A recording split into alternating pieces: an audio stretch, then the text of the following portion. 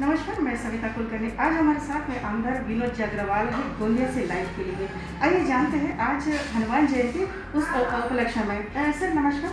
नमस्कार। India TV 360 में आपका बहुत बहुत स्वागत है। आपके माध्यम से मैं सभी को बहुत बहुत नमस्कार करता हूँ। जी, आज हनुमान जयंती है, तो हनुमान जयंती के माध्यम से आप जनता को क्या संदेश देना चाहेंगे? हनुमान जी ने हमारे सामने त्याग का एक बहुत बड़ा उदाहरण रखा है, सेवा का और समर्पण का एक बहुत बड़ा उदाहरण रखा है। आज के जयंती के माध्यम से हमने त्याग, सेवा, समर्पण को अंगीकार करके समाज में आज जो कोरोना फैला हुआ है, इसमें हम जो लोग ग्रसित हैं उनकी किस प्रकार से सेवा कर सकते हैं। जो आज इस कोरोना के कारण जो अनेक लोग जो गरीब आदमी हैं, आज उनका रोजी रोटी धंधा खत्म हो गया है, ऐसे लोगों की हम सेवा कैसे कर सकते हैं, यह संकल्प हमने करना चाहिए। हनुमान जयंती चल रही है, तो आप और भी क्या संदेश हमारे चैनल के माध्यम से देना चाहेंगे कि बाहर निकल के पूजा करें या घर में रहकर पूजा करें? घर में रह के पूजा करना चाहिए। अभी जो समय है उस समय पर हमको घर पे रहना ही सुरक्षित है। इसलिए मैं सभी से एक आह्वान करना चाहूँगा कि हनुमान जयंती में कहीं पर भी किसी भी प्रकार का उत्सव न मनाते हुए घर में ही आनंद के साथ में हम हनुमान जयंती का उत्सव मनाएं। जी हाँ, ये थे आज हमारे साथ में विनोद जी अग्रवाल। उन्होंने हनुमान जयंती के बारे में काफ़ी अच्छा संदेश लोगों को ये बताया है कि घर में रहे, सुरक्षित रहे। जिस प्रकार से संक्रमण का दौर चल रहा है, तो लोगों ने अपने घर से ही हनुमान जयंती का पूजा पाठ करना चाहिए, ना तो बाहर निकले, नहीं तो ये संक्रमण का जो फैलाव का जो दौर चल रहा है उसके लिए अपने घर में ही सुरक्षित रहे। सविता कुलकर्णी, इंडिया टीवी 360 के लिए, गोंदिया, महाराष्ट्र से।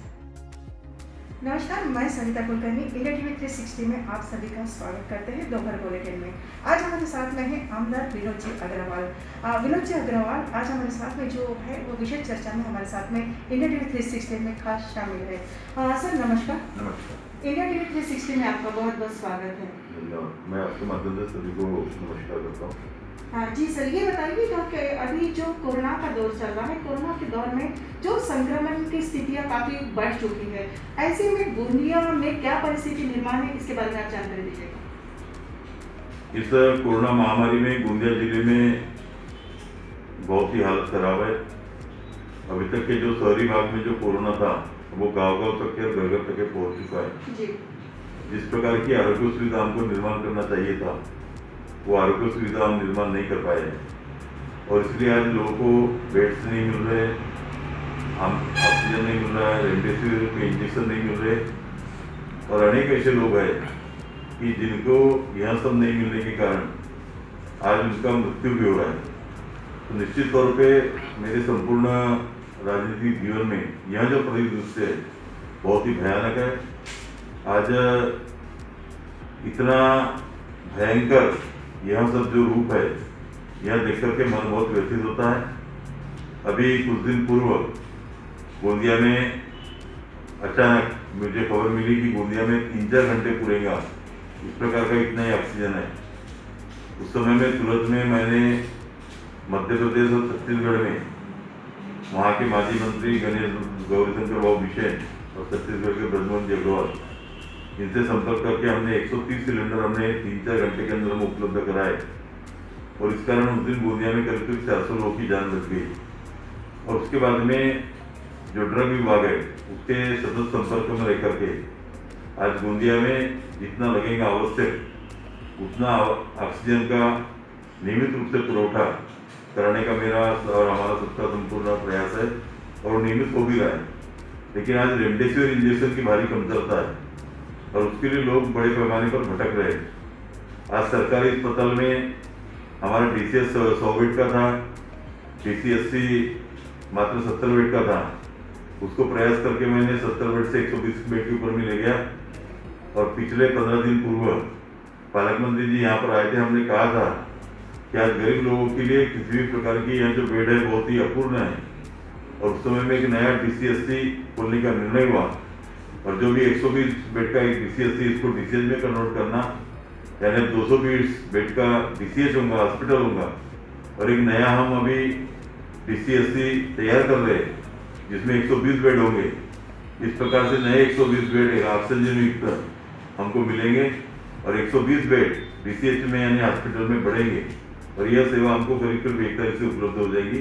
इस प्रकार का हमारा प्रशासन का प्रयास है। ये जो अभी आपने कहा है कि 120 की बेड की व्यवस्था है, आपने की है, तो ये 120 बेड की जो व्यवस्था है, जो ऑक्सीजन रहित जो बेड है, ये आपने कहाँ से उपलब्ध कराया है? ये हमने जो प्रशासन के पास में हमारा डीसी का निधि है, बाकी जो निधि है इसके माध्यम से हमने नया DCSC खोलने का निर्णय लिया है और उसमें 120 बेड आज प्रशासन के माध्यम से हमको उपलब्ध हो। ये कहाँ पर रहेगा DCSC बेड का जो आपने? ये क्रीड़ा संकुल में हमने उसको बनाने का वहाँ पर काम भी चालू है और 2-3 दिन में उसका कार्य पूरा हो जाएगा और क्रीड़ा संकुल में नया DCSC का 120 बेड का हॉस्पिटल बनकर के तैयार है। रेमडेसिविर के बारे में काफी चर्चाएं चल रही है, केंद्र सरकार और राज्य सरकार के पास में भी इसके बारे में कोई सवाल के जवाब नहीं मिल पा रहा है। लोग रेमडेसिविर के बारे में ही बार बार इस व्यवस्था के बारे में बात करें, परंतु वो नहीं मिलने का कारण क्या? इसके पीछे क्या राजनीति चल रही है? नहीं, मैं उसको नहीं जाना चाहूँगा। मेरा सिर्फ इतना ही कहना है कि आज रेमडेसिविर जहाँ आवश्यक है वहीं पर डॉक्टर लोगों ने वो सजेस्ट करना चाहिए।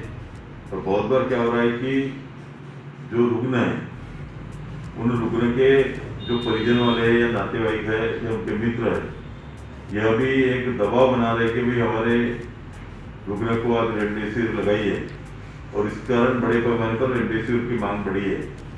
और आज जो 43,500 का प्रतिदिन का कोटा महाराष्ट्र को मंजूर हुआ है, मैंने अभी 2-3 दिन से मैं लगातार ड्रग विभाग के अधिकारी के संपर्क में हूँ। आज हमको गोंदिया को 1.49 यानी करीब 1.5% का कोटा अलर्ट हुआ है। उसके हिसाब से हमको 650 रेमडेसिविर रोज मिलना चाहिए, लेकिन आज स्थिति ऐसी कि मात्र 200-250 रेमडेसिविर हमको मिल रहे हैं और इस प्रकार से हमारे गोंदिया जिले के ऊपर में जो प्रपोर्शन में हमको रेमडेसिविर मिलना चाहिए वो नहीं मिल रहा है और इसके कारण बड़े पैमाने पर यहाँ पर रेमडेसिविर की समस्या है। केंद्र सरकार से आपने क्या मांग की है? रेमडेसिविर आपको जल्द से जल्द कितने दिनों के अंदर में मिलना चाहिए? जिस प्रकार से रुग्णों की संख्या दिन पर दिन बढ़ते जा रही है, हॉटस्पॉट का जोन बनते जा रहा है, ऐसे में आप यहाँ के खास आमदार है, तो आप जनता के सेवक तो हैं ही, परंतु जनता की जान कम से कम में जाए और नहीं जाए, इसको बचाने का आप प्रयास तो कर ही रहे हैं, परंतु अभी जो रुग्णों की संख्या और दिन पर दिन बढ़ते जा रही है, इसके लिए और भी आपके पास में क्या उपाय योजना है? दूसरा, जो गवर्नमेंट हॉस्पिटल से वहाँ पर भी बेड की व्यवस्था है क्या है, तो किस प्रकार से आपने वहाँ पर भी ऑक्सीजन की व्यवस्था की? जैसा कि मैंने आपको बताया 120 बेड हमने नए बढ़ाए हैं। आज जो प्राइवेट जितने भी दवाखाने थे वहाँ करीब 400-500 की क्षमताएं थी बेड की, वो बढ़ा के हमने प्राइवेट में करीब 1,000 तक के ले गए और निरंतर वो बेड की संख्या बढ़ाने का कार्य शुरू है। इसके साथ में CCC यानी कोविड केयर सेंटर, इसकी भी हम क्षमता बढ़ा रहे हैं। एक अग्रसन भवन में करीब 75 बेड का CCC सेंटर खुला है। साथ में भी एक सिंधी समुदाय के लोगों ने मिलकर के 50 बेड का कोविड केयर सेंटर खुला है। एक रानी अवंती बाई के नाम से एक 50 बेड का कोविड केयर सेंटर खुला है और इस प्रकार से यहाँ जो हमारी व्यवस्था है इसको निरंतर हम बढ़ा रहे हैं और मुझे लगता है कि आने वाले 1-2 दिन के भीतर में हम निश्चित तौर पे जो आज 7 दिन पहले परिस्थिति थी उसमें थोड़ा बहुत सुधार हुआ है और जो पहले हमको 3-3 दिन 4-4 दिन 5-5 दिन बेड के लिए वेटिंग कर रहना पड़ता था, आज वो उसी दिन या एक दिन के आड़ में हमको बेड प्राप्त हो रहे हैं। जी हाँ, ये थे आज हमारे साथ में विनोद जी अग्रवाल। उन्होंने काफ़ी सुंदर सी जानकारी हमारे इस चैनल के लिए दी है। सर, और भी पूछना चाहेंगे आपसे कि अभी पहले की संख्या में जो रुग्ण बढ़ते थे उसमें और अभी में कितना फर्क आ गया है? पहले के और अभी में बहुत फर्क है। पहले के जो गए बार जो कोरोना था उस समय पीक में हम 250-300 प्रतिदिन के ऊपर में गए थे। आज अभी हमारे यहाँ पर जो RT-PCR की जांच होना चाहिए वहाँ पर टोटल 18 का हमारे स्टाफ है, लेकिन 14 लोग संक्रमित हो चुके हैं। इसलिए वहाँ पर अभी क्षमता जो हमारी जो 1200-1300 प्रतिदिन जांच करने की थी वो क्षमता 400-500 के ऊपर में आ गई है और इसलिए हमारी जांच बहुत कम हो रही है। अभी क्या है, हमारी कोरोना की टेस्ट बढ़ाने की आवश्यकता है और वो 1-2 दिन में हम निरंतर सब प्रशासन के संपर्क में उस पर दबाव बना करके 1-2 दिन के बाद में हमारी टेस्ट बढ़ेगी तो उसमें निश्चित तौर पे रुग्ण संख्या भी बढ़ेगी और इस बार रुग्ण संख्या बहुत बड़े पैमाने पर आ रही है और इस बार का जो स्ट्रेन है वो बहुत खतरनाक है। कई बार के स्ट्रेन में हमको O2 की बहुत कम आवश्यकता पड़ती थी, लेकिन इस बार हमको O2 की यानी ऑक्सीजन की आवश्यकता बहुत ज़्यादा गिर रही है। और ये स्ट्रेन यानी 2-3 दिन में ही उसका स्कोर जो रहता है कोई व्यक्ति का वो बहुत तेजी से बढ़ रहा है, उसको सांस लेने में तकलीफ आती है। और आज निश्चित तौर पे सरकारी अस्पताल में जो 6 महीने पहले हमने निर्णय लिए थे, वो लिए हुए निर्णय आज भी पूरे नहीं हुए। 6 महीने पहले हमने निर्णय लिया था कि ऑक्सीजन प्लांट लगाना है और 8 दिन के अंदर भीतर में उसको प्रक्रिया करना है। उस समय 6 महीने पहले हमने निर्णय लिया था कि RT-PCR की नई मशीन लगाना है, लेकिन ये कार्रवाई सरकार नहीं कर सकी, यहाँ का प्रशासन नहीं कर सका। इसलिए पार्लियामेंट मंत्री की बैठक में हमने इसके बारे में तीव्र हमारी भावनाएं आज हमने प्रदर्शित की है। आज जब महाराष्ट्र का हम पूरा चित्र देखते हैं तो आज सत्ताधारी विरोधक केंद्र सरकार और महाराष्ट्र सरकार इस प्रकार का चित्र निर्माण करने का कार्य हो रहा है, लेकिन मुझे लगता है कि यह समय राजनीति का नहीं है।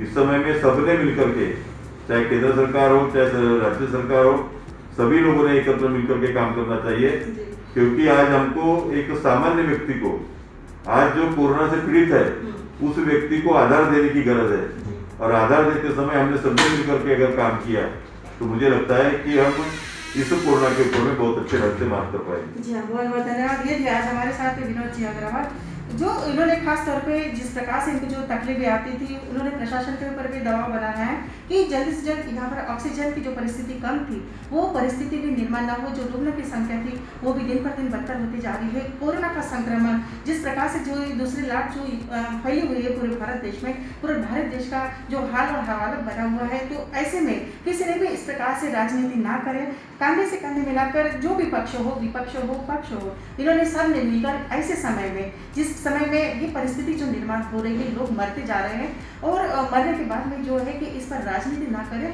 इसको साथ में मिलकर, चाहे वो पक्ष विपक्ष कोई भी हो, इसने साथ में मिलकर ही इस कोरोना दौर में साथ मिलकर काम करना चाहिए। उन्होंने ऐसे भी कहा है। काफ़ी व्यवस्थाएं भी उन्होंने हमें जो बताई है, यहाँ पर अग्रेसन स्कूल, कुछ महारानी स्कूल का भी उन्होंने जिक्र किया है हमारे साथ में। गुजराती स्कूल में भी कुछ ऐसे क्वारंटाइन सेंटर उन्होंने मतलब बेड की व्यवस्था वहाँ पर भी की है। तो ये बताइए मित्रों कि जिस प्रकार से ये दौर चल रहा है, तो क्या सही में इसमें राजनीति करना जरूरी है? जिस प्रकार से रेमडेसिविर का जो राजनीतिकरण हो रहा है तो वो भी ना हो, ऑक्सीजन की जो कमतरता है वो भी ना हो, क्योंकि हर एक का अपना अपना परिवार है, चाहे नेता हो या राजनेता हो, हर एक का अपना परिवार है, सामान्य आदमी है उसका भी अपना परिवार है। परंतु जिस प्रकार से रेमडेसिविर और ऑक्सीजन के ऊपर जो राजनीति का जो दौर चल रहा है ना, वो ना करे, ऐसा भी उनका कहना है। उन्होंने काफ़ी अच्छा यहाँ पर जो रुग्णों की संख्या बढ़े तो उसके लिए भी काफ़ी बहुत सारी सुंदर व्यवस्थाएं भी उन्होंने की है। परंतु अभी कुछ जो नगर पालिका में उन्होंने जो व्यवस्थाएं की थी कि उसमें 14 लोग उसमें काफ़ी पॉजिटिव मिले हैं, तो उसके लिए 4 ही लोग वहाँ पर उपस्थित है। ऐसे में दिन पर दिन जो है रुग्णों की संख्या बढ़ने की वजह से वो इस व्यवस्था से भी थोड़े से लड़खड़ा रहे, परंतु जो व्यवस्था है उन्होंने की काफ़ी तारीफ के काबिल है। सर ये बताइए कि जिस प्रकार से जैसे कि महाविकास आघाड़ी सरकार चल रही है, ऐसे में ये जो महाराष्ट्र राज्य सरकार है, ये क्या इसमें कमजोर पड़ती जा रही है? आपको लग रहा है ऐसा? आज ये कोरोना परिस्थिति में जैसा कि मैंने आपको बताया कि सबने मिलकर के काम करने की आवश्यकता है जी। आज विरोधी पक्ष नेता पहले मैं मुख्यमंत्री रह चुके हैं, वो भी बहुत उनकी क्षमता है। आज महाराष्ट्र में 3 पार्टी की सरकार है, इनकी भी अपनी अपनी क्षमता है और ये सभी ने मिलकर के अपनी क्षमताओं का उपयोग किया। मेरा ऐसा मानना है कि महाराष्ट्र में हम बहुत अच्छी तरीके से लोगों को न्याय दे सकते हैं, सुविधाएं दे सकते हैं। और कहीं तो भी मुझे ऐसा लगता है कि जब एक से ज्यादा पार्टी की सरकारें होती है तो उसमें जो सामंजस्य बैठाने में जो कठिनाइयां रहती है, उसके परिणाम कहीं न कहीं जनता को भुगतना पड़ता है। तो आज सामंजस्य बैठा करके, चाहे 3 पार्टियां सत्ताधारी हो, चाहे विपक्ष हो, चाहे राज्य सरकार हो, चाहे केंद्र सरकार हो, एक सामंजस्य आज की परिस्थिति में काम करने की आवश्यकता है, क्योंकि परिस्थिति बहुत विकट है। जब हम नीचे ग्राउंड के ऊपर में, जमीन के ऊपर में काम करते हैं, जो लोगों का दुख है, ये दुख देखा नहीं जाता। आज अनेक लोगों को जो सुविधाएं मिलना चाहिए थी और सुविधा के अभाव में जो बड़े पैमाने पर कोरोना से मृत्यु हो रहे, या अनेक लोग ग्रसित हो रहे, जिनके पास में इलाज कराने का खर्चा नहीं है, ऐसे लोगों को समय के ऊपर में अपने परिजनों को खोना पड़ रहा है। आज जिनकी क्षमता है, जिनकी किसी भी प्रकार की हैसियत नहीं है, आर्थिक हैसियत नहीं है, ऐसे लोग अपने घरदार बेच करके, अपने घर का सामान गिरवी रख करके, अपने जमीन गिरवी रख करके आज इलाज करा रहे हैं। और ऐसे समय में, इस समय में एक सामान्य व्यक्ति को भी हम न्याय कैसे दे सकते हैं, या गरीब व्यक्ति को आज खाजगी हॉस्पिटल में भी मुफ्त में सेवा हम कैसे दे सकते हैं, इसके ऊपर में सरकार में विचार करने की आवश्यकता है। सर, ये भी सवाल है कि दिन पर दिन जो है कि पेट्रोल, डीजल और सिलेंडर के भी दाम बढ़ते जा रहे हैं। ऐसे में लोगों को रोटी, कपड़ा और मकान जिस प्रकार से पहले नहीं मिलता था, अभी वही परिस्थिति निर्माण हो रही है, क्योंकि जो उनके पास में जो कुछ था वो अपनी बीमारियों में, जो कोरोना का दौर चल रहा है उसमें लगा रहे हैं। ऐसे में सिलेंडर, गैस के और पेट्रोल, डीजल के भी जो भाव बढ़ रहे हैं उसमें भी कमर तो लोगों की होते जा रही है। संक्रमण से भी लोग तो वैसे ही काफी खस्ता हालत उनके हो चुके हैं, और ऐसे में ये पेट्रोल, डीजल और सिलेंडर के जो दाम बढ़ रहे हैं, तो ऐसे में और केंद्र सरकार ने अभी क्या करना चाहिए? ये दाम बढ़ने चाहिए या घटते रहना चाहिए? आपने जो पेट्रोल, डीजल और गैस के मामले में जो बात कही है, उसमें मेरी भूमिका एकदम स्पष्ट है। क्योंकि पेट्रोल, डीजल के ऊपर में केंद्र सरकार भी टैक्स लगाती है, राज्य सरकार भी अपने अपने हिसाब से टैक्स लगाती है। इसमें उपाय एक ही है कि सरकार ने जीएसटी के अंतर्गत पेट्रोल, डीजल, गैस सभी को लाना चाहिए। एक बार जीएसटी के अंदर में ये सब चीजें आ जाएंगी तो पूरे देश में एक समान पेट्रोल, डीजल, गैस के रेट रहेंगे और सबको, सामान्य आदमी को इसका निश्चित तौर पे फायदा मिलेगा। पर ये जो है पेट्रोल, डीजल के जो दाम है वो दिन पर दिन, हफ्ते दर हफ्ते ये बढ़ते जा रहे हैं।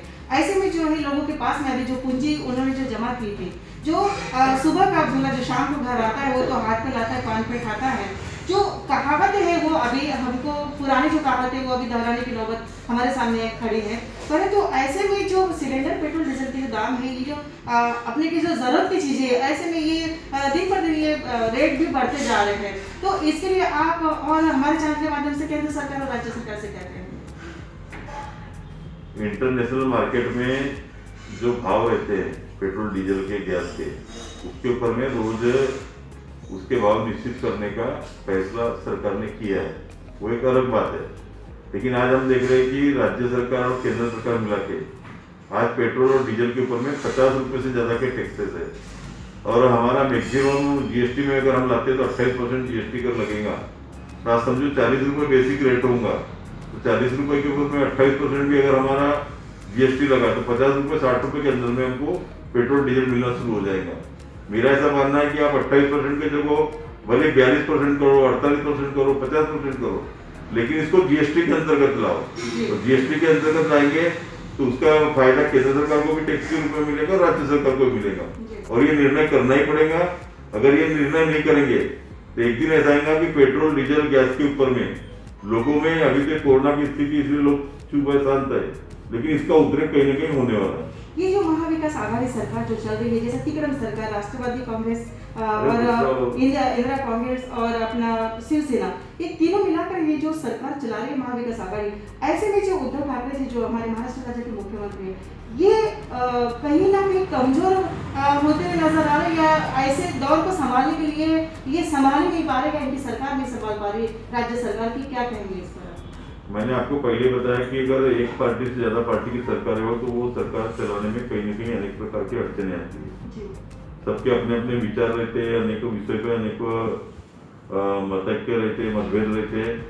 और इस समय में हमारे मुख्यमंत्री जी सऊद है, सरल है, लेकिन आज प्रशासनिक तौर पे आज तीनों पार्टी की लीडरशिप करके हमको उसमें सामंजस्य बैठा करके एक अच्छा प्रशासन देना, गुड गवर्नेंस देना, अच्छा सुशासन देना, ये हमारी प्राथमिकता होना चाहिए, ऐसा मुझे लगता है।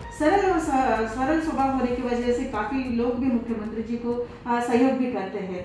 ऐसे में जो ये दौर चल रहे हैं, तो लोगों का कहना ये भी, हमारे कुछ सूत्रों भी ये कहते हैं कि भाई पहले तो ये हमारे अकाउंट में कुछ 10 लाख रुपए डाले, तभी हम जो गरीब लोग हैं, गरीब तबके के जो लोग हैं, तभी हमारी अर्थव्यवस्था भी सुधरेगी। हम नहीं भी बाहर चले गए तो हम अपने आप को सुरक्षित रख सकते, हम तो बाहर भी नहीं जा सकते, तो ऐसे दौर में तो हमें भूखमरी की नौबत वापस से आ सकती है, ऐसा भी जनता का कहना है। इस पर और चलते चलते आप क्या कहेंगे? देखो, 10 लाख रुपए तो कोई भी सरकार को किसी के अकाउंट में डालना संभव नहीं है। आज कोई सरकार की ऐसी परिस्थिति नहीं है कि प्रति व्यक्ति के अकाउंट में 10 लाख रुपए डाल दे, लेकिन सबने मिलकर के अच्छा सुशासन चलाया। तो मुझे ऐसा लगता है कि आज महाराष्ट्र के पास में पूरे देश में हमारी जीडीपी और सभी प्रकार का अगर हम आर्थिक दृष्टि से विचार करें तो महाराष्ट्र सबसे मजबूत है, और महाराष्ट्र में हम लोगों को अच्छी तरीके से अगर हम सुशासन के साथ में काम करते तो बहुत अच्छी तरीके से न्याय दे सकते हैं। और जो सामान्य व्यक्ति, गरीब व्यक्ति को उनकी माली हालत सुधारने के लिए भी अनेक प्रकार के कार्यक्रम के माध्यम से हम उसमें सुधारना ला सकते हैं। जी हाँ, ये थे आज हमारे साथ में विनोद जी अग्रवाल। उन्होंने ये भी कहा है कि अनेक कार्यक्रम देने के बाद भी हम जो आर्थिक हालत जो दिन पर दिन बदतर होते जा रहे, बिगड़ते जा रहे हैं, तो हम ऐसे कुछ प्रोग्राम लेकर भी जो आर्थिक हालत है हम जो बिगड़े हुए हैं उसको भी हम सुधार सकते हैं। सही बात है मित्रों, ये जो परिस्थिति है तो यही सिखाती है हम सबको कि सब मिलकर रहे, मिलकर काम करें। ये नहीं कि इसमें किसी की अवहेलना की जाए या राजनीति की जाए। जान है तो जहान है मित्रों, घर में रहिए, सुरक्षित रहिए, ये भी इनका कहना है। और जितना हो सके अपने घरों से जब काम पड़े तो ही अपने घरों से बाहर जाए, वरना अपने घरों में ही आप क्वारंटाइन रहे। सरिता कुलकर्णी, इंडिया टीवी 360 के लिए, गोंदिया लाइव से लिए, महाराष्ट्र। Audio Jungle.